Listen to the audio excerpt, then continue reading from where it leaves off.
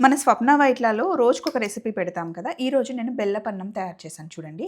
తయారు చేస్తూ ఉన్నప్పుడు ఇది ప్రసాదాలకి బావుంటది అని నేను మా టీమ్‌తో చెప్తుంటే వాళ్ళేమంటున్నారంటే, మనకి కనకధార అనే ఛానెల్ ఉంది కదా! కనకధార ఛానెల్‌లో ఓన్లీ సింపుల్‌గా తయారు చేసుకునే ట్రెడిషనల్ ప్రసాదాలు, నువ్వు ప్రసాదాలు చాలా బాగా చేస్తావు కదా! మన ఛానెల్‌లో పెడితే చాలా మందికి యూజ్ అవుతుంది. అంటే ప్రసాదాలు చేయడం తెలియని వాళ్ళు కూడా ఈజీగా, సింపుల్‌గా ఎలా చేయాలో తెలుసుకుంటారు.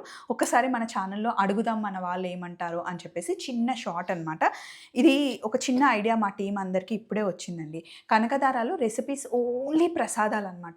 అంటే డిఫరెంట్ ప్లేసెస్‌లో డిఫరెంట్ ప్రసాదాలు చేస్తూ ఉంటారు. వాటిని సింపుల్ ప్రాసెస్‌లో ఎలా చేసుకోవచ్చు అండ్ కొన్ని ట్రెడిషనల్ ప్రసాదాలుంటాయి. వాటిని కూడా ఎలా తయారు చేసుకోవచ్చు అన్నది నేను కనకధార ఛానెల్‌లో పెడదాం అనుకుంటున్నాను. సో, మీరేమంటారు? మీరు ఓకే అంటే గనక కనకధారలో ఓన్లీ ప్రసాదాల సిరీస్ నేను స్టార్ట్ చేద్దాం అనుకుంటున్నాను. మీ సజెషన్ నాకు కావాలి.